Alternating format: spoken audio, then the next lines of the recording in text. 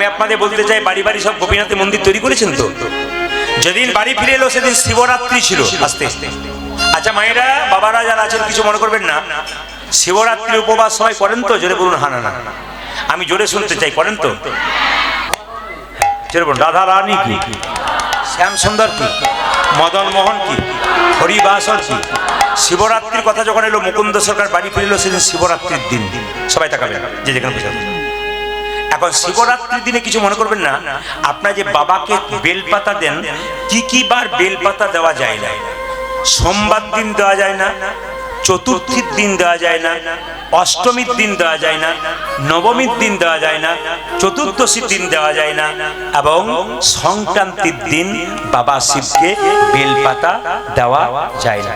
ভালো করে শুনে নেবেন, পরে কিন্তু ফাঁকি গেলে আর কিছু পাবেন না। ইউটিউবের মাধ্যমে ইউটিউবের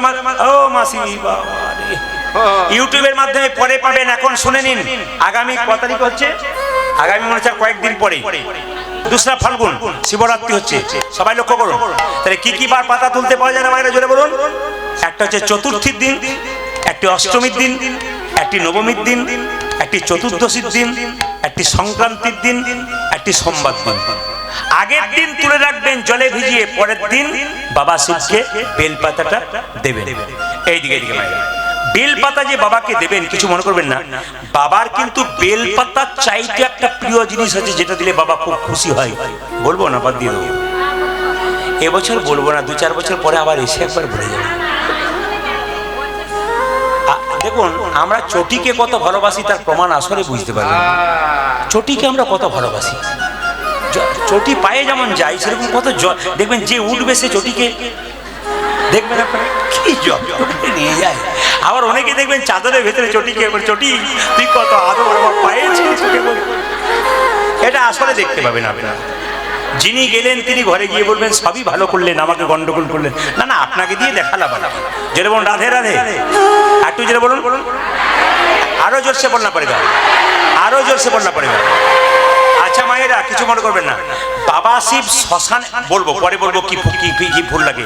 বাবা শিব শ্মশানে থাকে কেন? বাবা শিব কিন্তু না, বাবা শিব অনেকগুলো কারণ আছে। একটা কারণ বলি, নতুন কারণ। বাবা শিব রাম নাম শুনতে ভালোবাসে, কারণ রামের ভক্ত তো রামের মন্দিরে গিয়ে চুপচাপ বাবা বসে আছে সকাল থেকে সন্ধ্যে পর্যন্ত। সবাই বলছে জয় শ্রীরাম, জয় শ্রীরাম, জয় রাম, জয় রাম, জয় রাম, বলিয়ে শ্রী রামচন্দ্র ভগবান কি, রামচন্দ্র ভগবান কি করছে। তখন বাবা বলছে খুব খুশি, মন্দিরে বসে থাকবো। কিন্তু সন্ধ্যাবেলায় মন্দিরে তালা লেগে যাচ্ছে, আর কেউ আসছে না, বাবা শুনতে পাচ্ছে না, বলছে এখানে থাকবো না। সকাল থেকে সন্ধ্যে পর্যন্ত সবাই ভগবান রামের নাম করে, তারপর করে না। হঠাৎ দেখতে পেলো, মানে আমাদের দিকে মৃতদেহ নিয়ে গেলে বড় হরি হরি বল বলে তো, কিন্তু দেখবেন বেনারস কাশিতে গেলে ওদিকে দেখবেন মৃতদেহ নিয়ে গেলে কি বলে, রাম নাম সত্য হ্যাঁ, রাম নাম সত্য হ্যাঁ, রাম নাম সত্য হ্যাঁ। এখন বাবা শিব দেখছে 4 কাহারে কাঁধে নিয়ে চলে যাচ্ছে মৃতদেহ, রাম নাম সত্য হ্যাঁ সত্য হ্যাঁ বলে। কোথায় যাচ্ছে দেখি তো? বেনারসে। যত জায়গায় মরা পড়ে বেনারসি কোন দিকে যান দেখবেন 24 ঘন্টার মধ্যে কোনো সময় চিতা নিচ্ছে না। দেখে নেবেন আপনারা, কোনোদিন বেনারসে যাবেন 24 ঘন্টার মধ্যে কোনো সময় চিতা নেবে না, একটা না একটা চিতা জ্বলছে। বাবা শিব বললো তাহলে আর দরকার নেই, আমি শ্মশান ঘাটে থেকে যাই, কেন এখানে রাম নাম শুনতে পাবো, রাম নাম সত্য হ্যাঁ, রাম নাম। বাবা তখন থেকে শ্মশান ঘাটেই নিতাই গৌর হরি বল বলে রয়ে গেলেন। আচ্ছা একটা কারণ বলি, আর শিব চতুর্দশী করলে কি লাভ আছে? বলছে আগে একজন ব্যাদ ছিল, সেই ব্যাদ মায়েরা সেই ব্যাদ কিন্তু সকাল থেকে সন্ধ্যে পর্যন্ত শিকার করতে যেত। একদিন কতগুলো পশু শিকার করে বনের মধ্যে গভীর অন্ধকার হয়ে গেল, ঘরে যেতে পারলো না। এখন পশু শিকার করে একটা গাছের উপরে চেপে বসলো। সেই গাছটার নাম কি? বেল গাছ। আশ্চর্য ব্যাপার, বেল গাছের নিচে ছিল একটা শিবলিঙ্গ। আর সেই দিনটা ছিল শিব চতুর্দশী। সারাদিন ব্যাদ কিছুই খায় নাই, বেল গাছের উপরে চুপচাপ বসে আছে অন্ধকারে। কেন? বিভিন্ন পশু ডাক দিচ্ছে, যদি খেয়ে ফেলে আক্রমণ করে, চুপচাপ শুয়ে আছে। হঠাৎ শিশিরে ভেজা একটা পাতা ওই তার হাতে ঠেকেছিল, তার হাত থেকে বাবা শিবের মাথায় পড়ল। শিব চতুর্দশী হয়ে গেল। সকালবেলায় যখন বাড়ি ফিরে গেল, তার স্ত্রী খুব চিন্তা করছিল, ফোনের তো তখন যোগাযোগ নেই। তার স্ত্রী খুব চিন্তা করছিল, বললো যে আচ্ছা তুমি এসেছো, যাও স্নান করেছো, পালন করবে। যখন পালন করবে একজন ব্রাহ্মণ এসে বললো আমায় কিছু সেবা দাও। নিজে না খেয়ে ব্রাহ্মণকে সেবা দিল। কিছুদিন পরে ব্যাদ মারা গেল। ব্যাদ মারা যাওয়ার পর যমলোকে যমরাজের বললো এই যে একে নিয়ে যাবো জমালয়। বলছে না, একে শিবলোকে নিয়ে যাবো। বলছে তো প্রত্যেকদিন পশু মেরেছে। বলছে যত না পশু মেরেছে, একদিনে যে শিবরাত্রি ব্রত করেছে, তার জন্য এর জায়গা যমরাজের কাছে নয়, এর জায়গা শিবলোকে হবে। তাহলে দেখুন মায়েরা, যদি শিবরাত্রি একটা ব্রত করে শিবলোকে হয় অজান্তে, অনেকদিন দেখবেন আপনার ধরুন উপবাস করার ইচ্ছে হয়েছে, বাড়ি থেকে উপবাস করতে দিচ্ছে না, রাগ করে সেদিন খাবেন না, দেখবেন আপনার উপবাস হয়েছে অজান্তে। আমাদের গ্রামে একজন আছে, মানে ও একাদশী বাড়িতে কেউ করতে দেয় না, ও সেই দিনই বলে তোর আমাকে অনেক কথা শুনেছিস, কিছু খাবো না, মানে ওর কিন্তু এটা বুদ্ধি যে আজকে আমি কিছু খাবার মানে একাদশী করে দেবো। এখন বয়স হয়ে গেছে, মাসি তোমাকে কেউ কিছু বলে, এখন আর কিছু বলতে পারে না, আমি প্র্যাকটিস করে নিয়েছি। তো এটা একটা ভালো জিনিস। কিন্তু এইবার লক্ষ্য করুন মায়েরা, কোন ফুল সবচাইতে প্রিয়? একদিন নারায়ণের চরণ সেবা করছে লক্ষ্মী, সবার কাছে বলবেন বাড়িতে লক্ষ্মী এবং নারায়ণ রাখবেন যুগলে, লক্ষ্মী একা রাখবেন না, লক্ষ্মী চঞ্চলা হয়। পুজো করবার সময় লক্ষ্মীর পাশে নারায়ণকে আপনারা রাখবেন। সবসময় দেখবেন ছবিতে, আসল ছবিতে লক্ষ্মী নারায়ণের পদসেবা করছে। লক্ষ্মী নারায়ণকে বলছে, স্বামী আমি যে তোমার সঙ্গে আমার বিয়ে হলো, আমি কি সত্যি তোমার প্রিয় হতে পেরেছি? বলছে হ্যাঁ। আদর করে জড়িয়ে বললো হ্যাঁ রাধে রাধে, এরকম রাধে রাধে। লক্ষ্মী নারায়ণকে বলছে, স্বামী সত্যি কি আমি তোমার, আস্তে আস্তে, সত্যি কি আমি তোমার প্রিয় হতে পেরেছি? নারায়ণ সঙ্গে সঙ্গে লক্ষ্মীকে জড়িয়ে বললো, তুমি আমার প্রিয় না হয়েও হতে পারো। এখানে খুব শিক্ষণীয় বিষয় আছে। আস্তে আস্তে আস্তে, এখানে একটা শিক্ষণীয় বিষয় আছে। স্বামী স্ত্রীর মধ্যে সম্পর্ক যদি লক্ষ্মী নারায়ণের মতো হয়, ভগবানকে ডাকতে হবে না, ভগবান আপনার বাড়ি আসবে। পণ্ডিতগণ বলছেন, একজন স্ত্রী একজন স্বামীর মানসিক রোগের ডাক্তার। কিরকম? অনেক স্বামীকে দেখেছি কুপথে, অন্য পথে, খারাপ পথে চলে গেছে, স্ত্রী তার ভালোবাসার দ্বারা, প্রেমের দ্বারা, ভক্তির দ্বারা তাকে সোজা পথে এনেছে। মানসিক রোগের ডাক্তার। স্বামী যদি সারাদিন পরিশ্রম করতে যায়, সন্ধ্যাবেলায় বাড়ি ফেরে, তার ক্লান্তি দূর হয় স্ত্রীর সেবার দ্বারা। স্বামী হচ্ছে হাতের মতো, স্ত্রী হচ্ছে চোখের মতো। হাত যদি ব্যথা পায় চোখ কাঁদবে, আর চোখ যদি কাঁদে হাত তার জল মুছে দেবে। এরকম সম্পর্ক থাকলে সংসার সুখের। রাধে রাধে। কথাগুলো অমৃতের মতো কথা, যদি বলেন বলতে তাহলে বলবো, নাহলে বাদ দিয়ে দেবো। যে একবার শুনবে সে বলবে রাত্রি হোক তবু শুনবে, কিন্তু ওই লোকগুলোকে আমার ভয় লাগছে। কিছু ব্যাপার বলবো বলবো তো না, কি বলছি? রাধা রানী কি, শ্যাম সুন্দর কি? ও মায়েরা সবাই তাকান, স্বামী স্ত্রীর সম্পর্ক কেমন? জীব এবং দাঁতের মতো। আমার কথা নয়, প্রদীপ পালের কথা নয়, বড় বড় মহাজনদের। জীব এবং দাঁতের মতো। কেন বলুন তো? জীব থাকবে পেছনে, দাঁত থাকবে সামনে। স্বামী হচ্ছে দাঁত, জীব হচ্ছে স্ত্রী, তিনি পেছনে। আপনাদের হাওড়াতে নাই, অন্য জায়গাতে জীব লক লক করে, দাঁত তার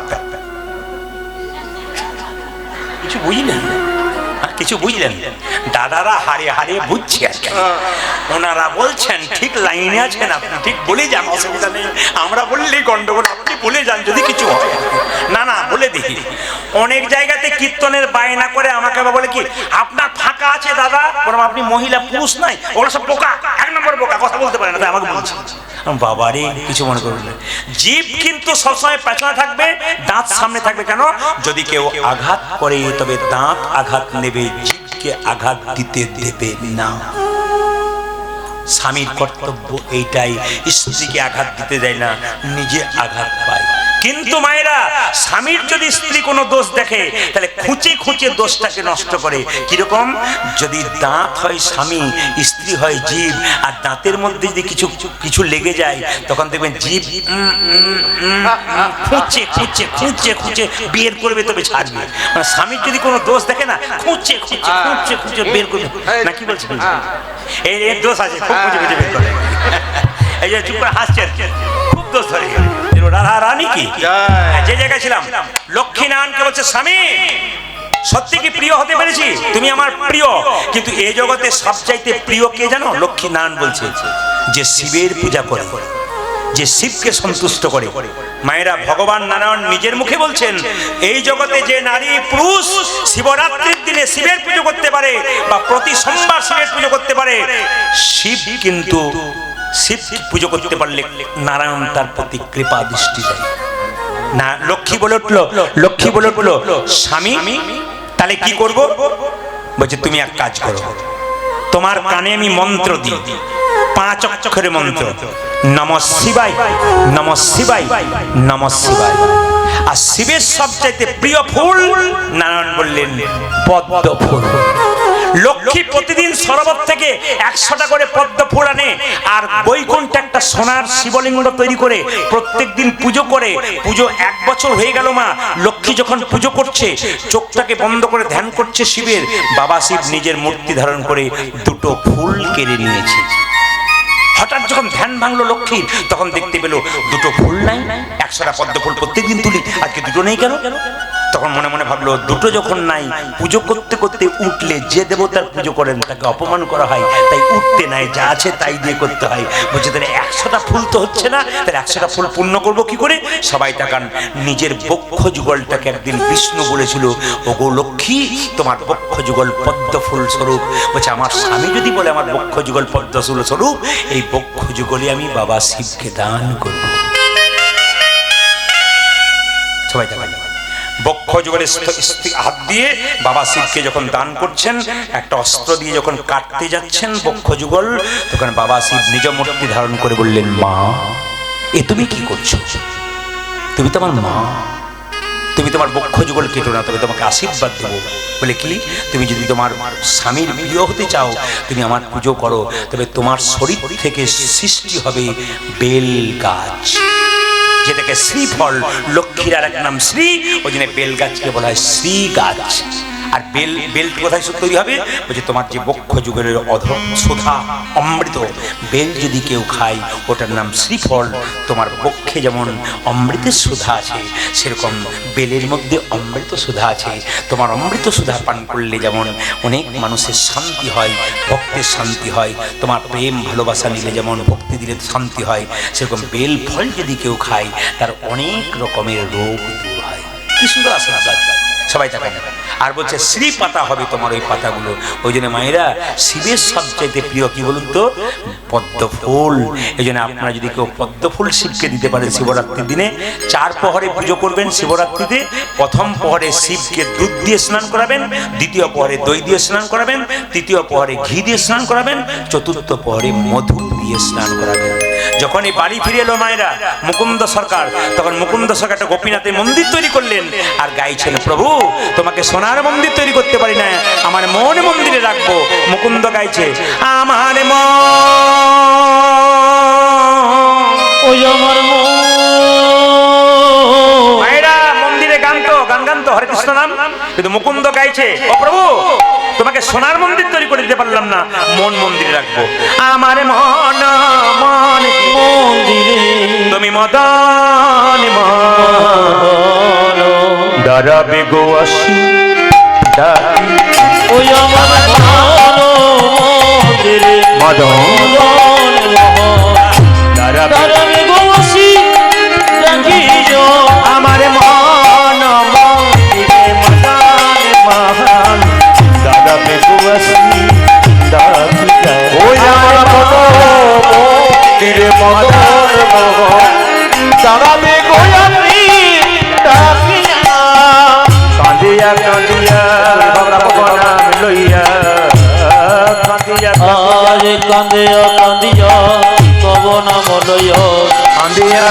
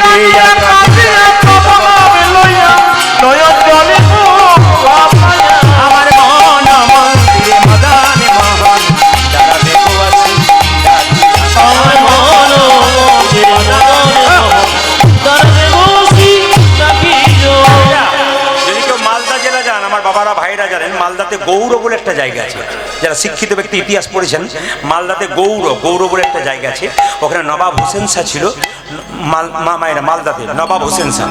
তো নবাব হোসেন শাহ পেটের যন্ত্রণা হয়েছিল, কোনো মতে ভালো হচ্ছিল না, একবার মুকুন্দের কাছে এলো মায়েরা, প্রচুর লোক মুকুন্দ সরকারের দরজায় দাঁড়িয়ে আছে। হঠাৎ করে মুকুন্দ বলে উঠলো, এই যে তোমাদের মধ্যে সবচাইতে গরিবকে সে আগে এসো। নবাব হোসেন শাহ বললো, বাবা আমি সবচাইতে ফকির। নবাবকে একজন বুদ্ধি দিয়েছে, তুমি যদি পেটের রোগ ভালো করতে চাও তোমাকে ফকির সেজে যেতে হবে। এত বড় বাংলার নবাব ফকির সেজে এসেছে। এই যে তোমাদের মধ্যে গরিবকে, আমি কি নাম? আমার নাম হোসেন ফকির। দেখি দেখি দেখি দেখি দেখি জামাটা খোলো তো। নবাব মনে মনে ভাবছে, জামা আমি খুলবো, পেটের রোগ যদি ভালো না হয় তো দেখবে কে এসেছে। আরে কি ভাবছো, জামা খোলো। নবাব যেন জামাটা খুলেছে, অমনি মুকুন্দ বলল, এবার মাটির বারান্দাতে গড়াগড়ি দাও। নবাব মনে মনে ভাবছে, কালের কাল বর্ষাকাল, হরিণে যাতে বাঘের গাল, নেহাত বেকায়দায় পড়েছি বলি, যদি আমার পেটের রোগ ভালো না হয়। আরে ভাবছো কি, গড়াগড়ি দাও। যেই না নবাব হোসেন শাহ ফকির সেজে ধুলায় গড়াগড়ি দিয়েছে, অমনি চমকে উঠে বললো, কবিরাজ। বলে কি? আমি যেই না ধুলায় গড়াগড়ি দিলাম, আমার অর্ধেকটা পেটের রোগ ভালো হয়ে গেল। মুকুন্দ বলল, সবাইকে দিদি এক একটু পড়ে গেছে, তোমার কাজে লেগে গেছে। নাম ভক্তপদ ধুলিয়ার ভক্তপদ জল, ভক্তপদ জল, ভক্ত শেষ হয় তিন মহা। প্রত্যেকটি জেলায় জেলায় একটা অভিজ্ঞতা আছে। আপনাদের জেলার কীর্তন আলাদা, অন্য জেলায় কীর্তন আলাদা। উত্তর দিনাজপুর, মালদা, নদীয়াতে যদি গান করতে যাওয়া যায়, যদি কোনোদিন যান আপনাদের আত্মীয় থাকে, দেখবেন যখন কীর্তন শেষ হয় না, সব মেয়েরা, সব ছেলেরা, সব বাবারা একবার ধুলোতে গড়াগড়ি দেবে, তারপর যাবে। কীর্তন শেষ হবে তো ধুলোতে গড়াগড়ি দেবে, একবার ধুলোতে তিরপল উঠিয়ে ধুলোতে গড়াগড়ি দেবে, তারপর যাবে। তা আমি কীর্তন করতে গেছি নদীয়াতে, তিনজন মেয়ে কলকাতা থেকে এসছে কীর্তন শুনতে। দেখতে পাচ্ছি ওনারা তিনজনে কিন্তু কীর্তন এসে গড়াগড়ি দিচ্ছে। জিজ্ঞেস করলাম, আপনার শাড়িটা ময়লা হয়ে যাবে না? উনি বলছেন, আপনার কীর্তনে শুনেছি স্বামীর যদি 10টা কাপড়ের দোকান থাকে, যখন চিতাতে দেবে একটা কাপড়ও সঙ্গে দেবে না, ময়লা হলে তো কি আছে, গোবিন্দের নামে হোক। আমার আপনি কি করেন? শুনলে চমকে যাবেন। উনি বলছেন, আমি কলকাতার কোন এক কলেজের প্রফেসর। আপনি কলেজের প্রফেসর, আপনি কীর্তন শুনছেন? কেন শুনবো না? আমার স্বামী প্রসাদ ভোজি, আমি প্রসাদ ভোজি। আমার স্বামী একজন হাই স্কুলের শিক্ষক, তিনি প্রসাদ ভোজি, আমি প্রসাদ ভোজি, দুজনে প্রসাদ ভোজি আমরা। বাহ! আমরা, আপনি তো আমার চেয়ে ছোটরা হতেন, আপনাকে একটা প্রণাম করতাম। একটি মেয়ে এসছে, ও বলে, আমি বিউটি পার্লারের কাজ করি। বললাম, আমিও তো করি। প্রদীপবাবু আপনি করেন? বলে, হ্যাঁ। কখন করেন? তাহলে কীর্তনে ফাঁকি? বললাম, না, কীর্তন করতে করতে বিউটি পার্লারের কাজ করি। বলছে, বুঝতে পারলাম না। বললাম, তুমি তো বিউটি পার্লারের কাজ করে মেয়েদের বাইরেটা ভালো করার চেষ্টা করো, আর আমি বিউটি পার্লারের কাজ করে ভক্তের হৃদয় মন্দিরটাকে পরিষ্কার করার চেষ্টা করি। ভক্তপদ ধুলিয়ার ভক্তপদ জল, ভক্ত শেষ হয় তিন মহাবল। যেই না কবিরাজ, তোমার কি ওষুধ দেওয়া থাকে? নেই ওষুধ দেওয়া থাকে, অর্ধেকটা পেটের রোগ ভালো হয়ে গেল। মুকুন্দ বলো, সবাইকে দিতে একটু পড়ে গেছে, তোমার কাজে লেগেছে। দেখি দেখি দেখি হা করতো, আসল ওষুধটা দিয়ে দিই। যেই না হা করেছে, আসল ওষুধটা দিয়েছে, আর নবাবের পেটের যন্ত্রণা ভালো হয়ে গেছে। মুকুন্দ! নবাব মনে মনে, মুকুন্দ মনে মনে ভাবছে, এত বড় কে যে আমার নাম ধরে ডাকলো? নবাব বলে উঠল, আমি সারা বাংলার নবাব হোসেন শাহ। নবাব আপনি? হ্যাঁ, তোমাকে পরীক্ষা করতে এসেছিলাম, তুমি কত বড় কবিরাজ। এখানে তোমাকে থাকা যাবে না, তুমি চলে যাও। বলে, কোথায়? আমার সঙ্গে মালদাতে। তুমি মুসলমান, আমি হিন্দু, তোমার বাড়ি যাবো কেমন করি? রাত্রিবেলায় মহাপ্রভু মন্দিরে কেঁদে কেঁদে বলছে, প্রভু বলে দাও,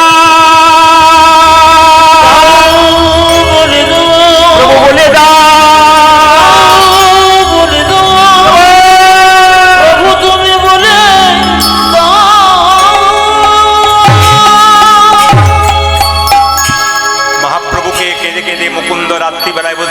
মুসলমানের জারি যাব কেমন করে? সঙ্গে সঙ্গে মুকুন্দ কবিরাজকে মহাপ্রভু আশীর্বাদ করে বললেন, ঈশ্বর যা করে তা। জোরে বলুন, জোরে বলুন, আমি সবার মুখে শুনতে চাই, ঈশ্বর যা করে তা। অনেকে চালাক আছে, ভয়ে বলছে না, কারণ আমি তো একটা ডোজ কিছু দেবই। ঈশ্বর যা করে তা, জোরে বলুন, একবার সাহস করবো, ঈশ্বর যা করে তা।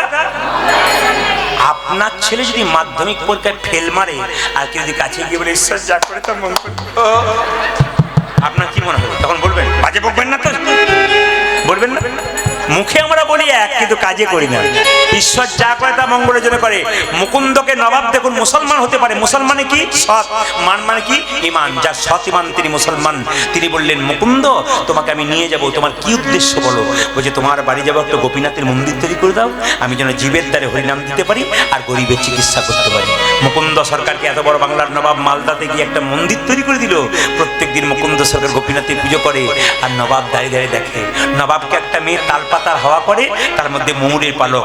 নবাব দেখছে মুকুন্দ কি সুন্দর গাইছে, আর নবাবকে একটা মেয়ে তালপাতার হাওয়া করছে, ওই তালপাতার মধ্যে ময়ূরের পালক রয়েছে। মুকুন্দ গাইছে, ধরে দেবেন আমার কানু সে বিনোদ, আমার কানু সে বিনোদ, কানু সে বিনোদ, কানু সে বিনোদ, কানু সে বিনোদ, আমার কানু সে বিনোদ, ওই আমার কানতে বিনোদ রায় গো, আমার কানতে বিনোদ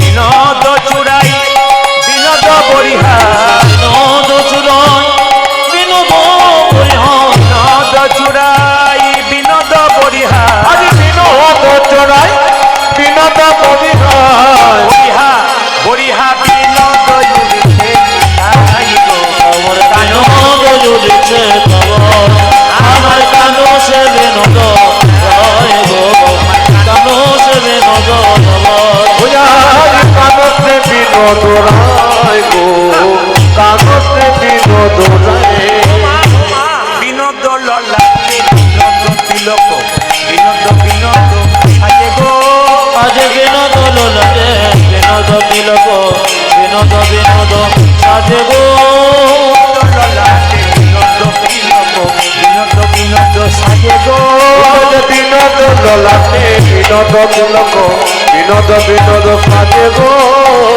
দয়াধারে বিনোদ মুরলী, আজ বিনোদ ধরে বিনোদ মুরলী, দয়াধারে মুরলী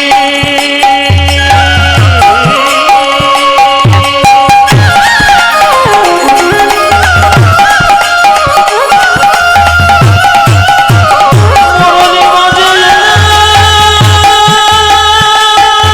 বাজারে,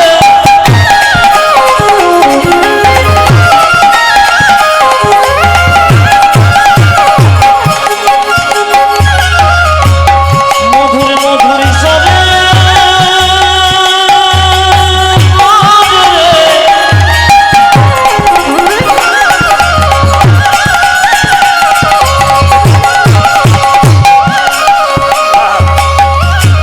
মুরলী বাজে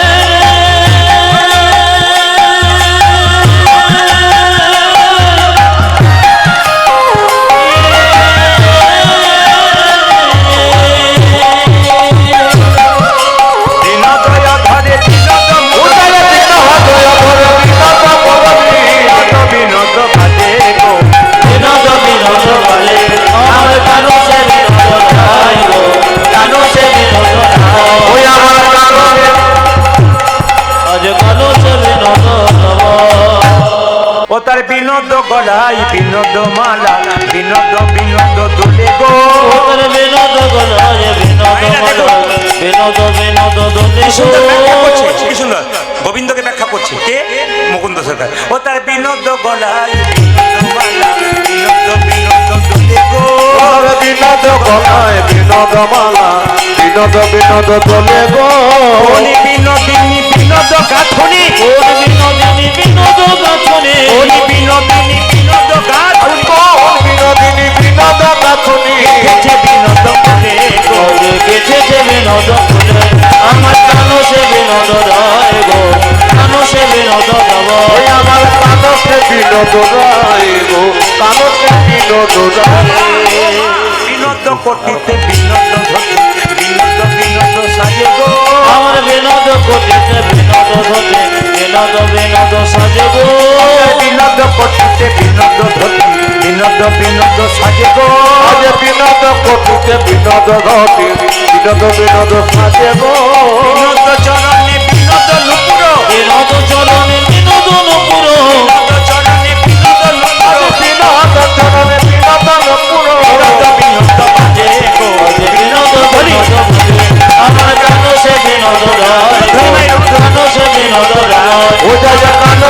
বিনোদ রায় কারো সে বিনোদ নাই দেখি আপনারা, হ্যাঁ, আপনারা কেমন কীর্তন শুনছেন ধরা পড়বে, দেখবেন। আচ্ছা, মুকুন্দ সরকার যখন কীর্তন করছিল, একটি মেয়ে তাকে পাখা করছিল, জোরে বলবেন। তাল পাতার পাখা না প্লাস্টিকের পাখা? জোরে বলুন। আমি খুব খুশি, শুনছে আপনারা যে মন দিয়ে শুনছেন তার টেস্ট করে করে দেখছি মাঝে মাঝে। মায়েরা রান্না করতে করতে মাঝে মাঝে দেখেন না, কিন্তু এটা করবেন না,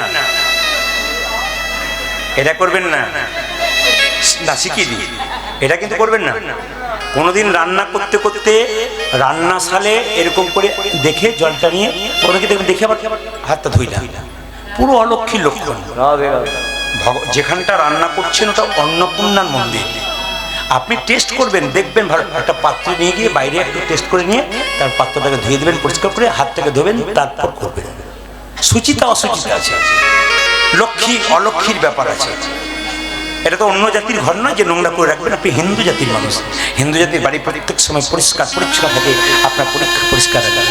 সবাই টাকার মায়ের যেখানে বসেছেন যখন। আচ্ছা বলুন তো, ওই ওই পাখাটার মধ্যে কাকের পালক ছিল না কোকিলের পালক ছিল?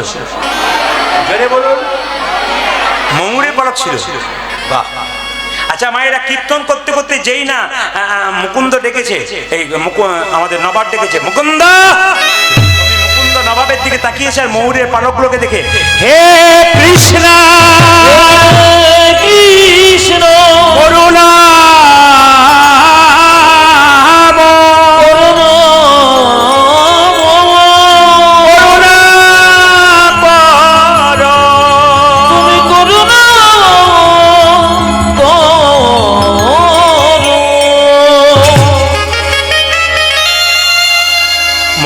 সরকার অজ্ঞান হয়ে গেছে। নবাব তাকে একটু জল দিয়েছে আর সঙ্গে সঙ্গে মুকুন্দ সরকারের জ্ঞান ফিরেছে। নবাব জিজ্ঞেস করলো, তুমি যখন কীর্তন করছিলে তোমাকে পিছু ডাকলাম, তুমি অজ্ঞান হয়ে গেলে কেন? নবাব মুকুন্দ মিথ্যা কথা বললো, বলে তুমি তো মুসলমান, আমি তো হিন্দু, তুমি কি করে বুঝবে আমার কৃষ্ণ অনুরাগী কথা? আমি তোমাকে আজকে একটা মিথ্যা কথা বলবো। নবাব, আমি সারা বাংলা চিকিৎসা করি, আমার সারা বাংলা চিকিৎসা করি, আমার একটা রোগ আছে, মৃগীর ব্যারাম আছে। নবাব বলে উঠলো, তুমি হয়তো জানো আমার রাজ্যে একটা নিয়ম আছে, যে মিথ্যা কথা বলে তার জিভটাকে ছেড়ে দিই। তবে তুমি যেহেতু আমার পেটের রোগ ভালো করেছো, আমি তোমাকে কিচ্ছু করবো না। তোমার যদি মৃগী রোগ থাকবে, তুমি যখন অজ্ঞান হয়ে গেছিলে কৃষ্ণ বলে কাঁদছিলে কেন? তোমার যদি মৃগী রোগ থাকবে, তুমি যখন অজ্ঞান হয়ে গেছিলে তোমার চোখ থেকে জল পড়ছিল কেন? মুকুন্দ সরকারকে দেখে দিয়ে বললো, নবাব আমার অপরাধ হয়ে গেছে। নবাব বলল, অপরাধ তোমার হয়নি, আমার হয়েছে।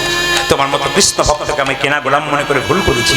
যারা কৃষ্ণ ভক্ত হয় কারো কেনা গোলাম হয় না, তারা ভগবানের দাস হয়।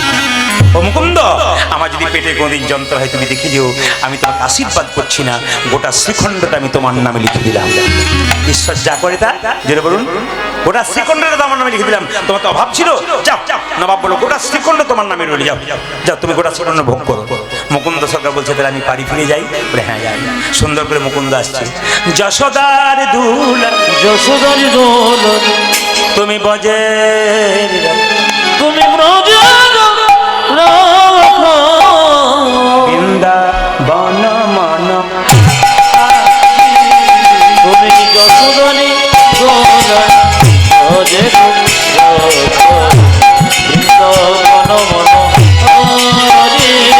স্বামী এলেন স্ত্রীর কাছে।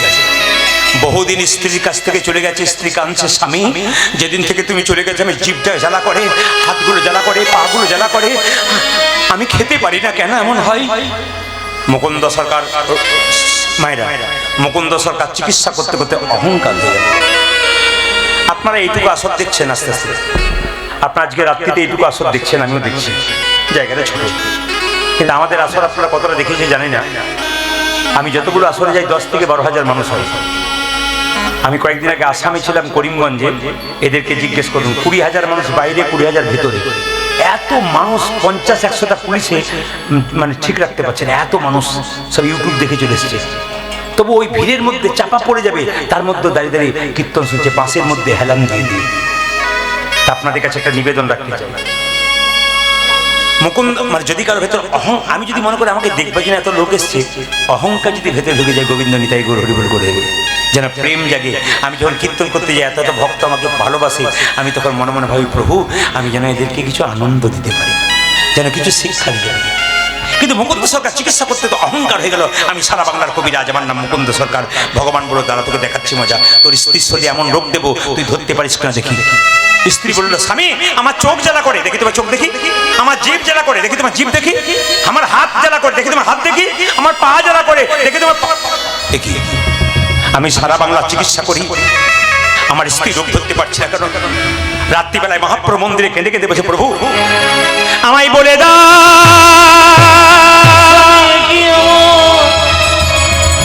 হলো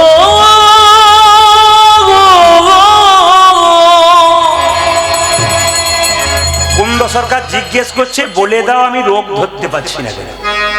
একটু আগে তো হলো রে হয়ে গেল। হ্যাঁ, আমি রোগ ধরতে পারছি না কেন? রাত্রিবেলায় মহাপ্রভু স্বপ্ন দিচ্ছেন, মুকুন্দ আমি যা ভেবেছিলাম তাই হয়েছে। সারা বাংলা চিকিৎসা করতে করতে তোমার ভেতরে অহংকার হয়। আমি আপনাদের একটা কথা বলতে চাই, অহংকার হচ্ছে ক্যান্সার ব্যাধির মতো। অহংকার হচ্ছে ক্যান্সার ব্যাধির মতো, যদি কারো ভেতর একবার ধরে যায় সে গোটাটাই শেষ হয়ে যাবে। মায়েরা, আমি একটা কথা আপনাদের বলতে চাই, ভেতরে যদি কোনো জ্বালা থাকে, যন্ত্রণা থাকে, ভগবানের কাছে বলবেন, পাড়াপড়শির কাছে বলবেন না, গুরুর কাছে বলবেন, না থাকলে মন্দিরে বলবেন, বাবা মা সবাইকে বলে রাখবেন। অহংকার দেহকে নিয়ে করবেন না, সুন্দরতা নিয়ে করবেন না। এই কয়েকদিন আগে জলপাইগুড়িতে গান করছিলাম, মেজবাবু দরজায় দাঁড়িয়েছে, কাউকে ঢুকতে দিচ্ছে না, সবাই প্রণাম করতে আসছে। একটি মেয়ে কিন্তু দরজায় দাঁড়িয়ে খুব কাঁদছে। তো মেজবাবু আমাকে এসে বলছেন, প্রদীপবাবু একটা মেয়েকে আপনাকে চান্স দিতে হবে যে আপনাকে দেখা করবে, খুব কান্নাকাটি করছে। বললাম ডেকে দিন। মেয়েটির বয়স 25 বছর, সুন্দর ছোট ছোট চুল, বিয়ে হয়েছে, স্মৃতি টকবগে সিঁদুর। মেয়েটি এসেছে, চোখের তলায় কালি কালি দাগ পড়ে গেছে। উনি আমাকে প্রণাম করে বলছেন, প্রদীপবাবু আমি প্রতিদিন আপনার কীর্তন শুনি, কিন্তু ডাক্তারবাবু আমাকে জবাব দিয়েছেন। কি হয়েছে তোমার? তুমি এত সুন্দর দেখতে, একবার পদ্ম ফুলের মতো মেয়ে, তোমার কি হয়েছে? আমার ক্যান্সার হয়েছে। মাত্র 25 বছর বয়স, এত সুন্দর রূপ, যেন একবারে যেন প্রতিমাটি গড়েছে ভগবান যত্ন করে, কিন্তু চোখের তলায় কালি, ভালো করে কথা বলতে পারছে না। আমি তখন বললাম, গৌর গোবিন্দের নাম করো, আর তো কোনো পথ নাই, ঈশ্বর নিশ্চয়ই ভালো রাখবেন। পরে জানতে পারলাম ডাক্তারবাবু বলেছেন তোমার অনেকটা উন্নতি হয়েছে।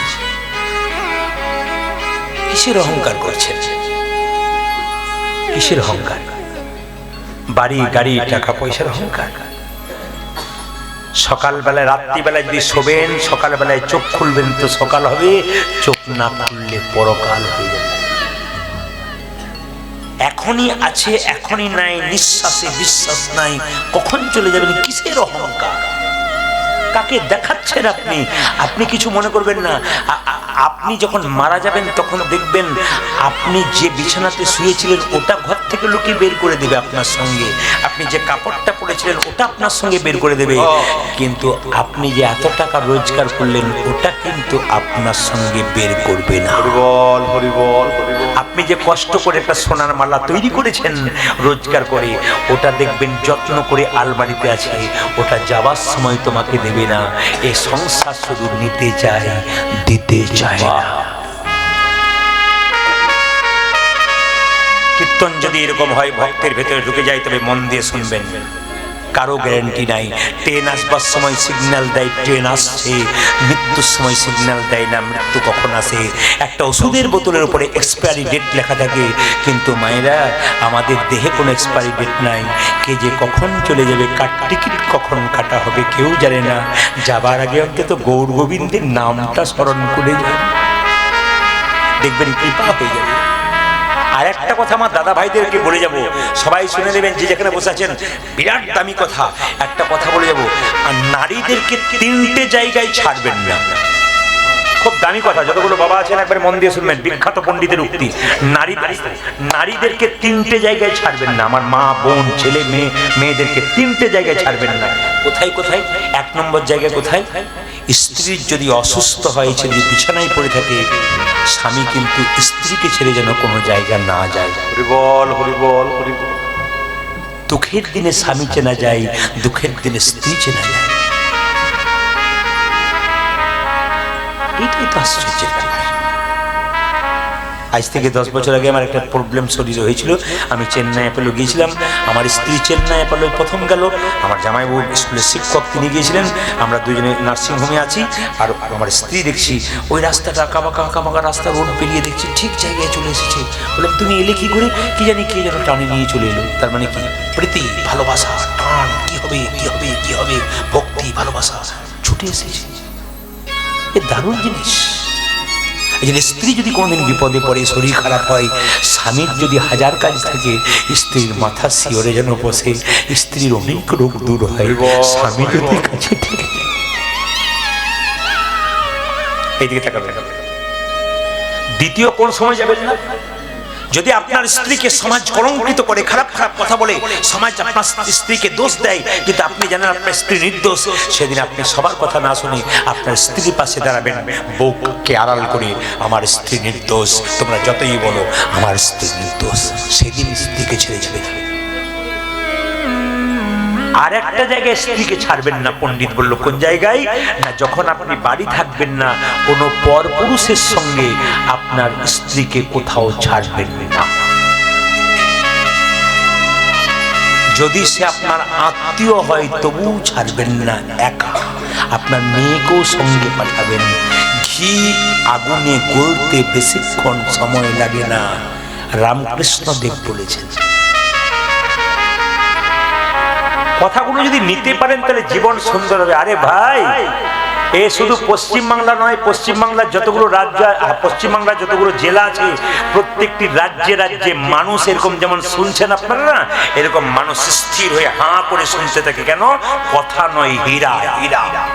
এতেই জীবন পরিবর্তন হতে পারে, বাকি কোনো জায়গায় জীবন পরিবর্তন হতে পারে না। যদি নিতে পারেন তাহলে লাভ আছে। মুকুন্দ সরকারের স্ত্রী যখন প্রচন্ড মানে যন্ত্রণা, তখন মহাপ্রভু বললেন শোনো, তোমাকে চিবানো পান দিলাম, তুমি তোমার স্ত্রীকে দিয়ে দাও, তোমার স্ত্রীর রোগ তো ভালো হবে, একটা নতুন লক্ষণ প্রকাশ পাবে, তোমার স্ত্রীর গর্ভে সন্তান আসবে, সেই সন্তানের নাম হবে ভক্ত রঘুনন্দন। চিবানো পানটা স্ত্রীকে দিয়েছে মা, আর স্ত্রী গর্ভে সন্তান এসেছে, সেই সন্তানটা জন্ম নিচ্ছে সরস্বতী পুজোর দিনে। মাথায় কাপড় নিন সবাই মিলে, আজকে সরস্বতী পুজোর দিনে কিন্তু সন্তান জন্ম নিচ্ছে।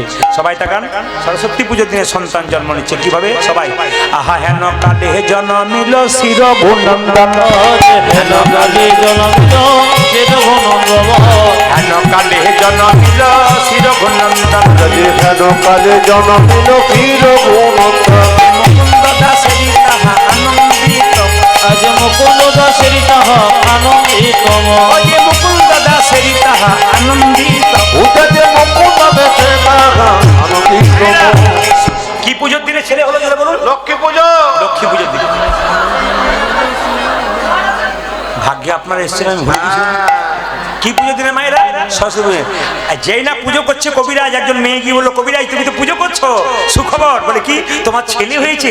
আমার ছেলে সরস্বতী পুজো দিনে আনন্দ ধরে না, আনন্দ ধরে না, আনন্দ ধরে না, তাদের আনন্দ ধরে না। মুকুন্দ দাসের মনে আনন্দ ধরে না, আমার মুকুন্দ দাসের মনে আনন্দ ধরে না, মুকুন্দ দাসের মনে পুত্রের বদন হেরে, মুকুন্দ দাসের মনে পুত্র বদনে হেরে, মুকুন্দ দাসের মনে পুত্র বদনে হেরে, মুকুন্দ দাসের মনে পুত্র বদনে হেরে, মুকুন্দ দাসের পুত্র বদনে হেরে আনন্দ ধরে না।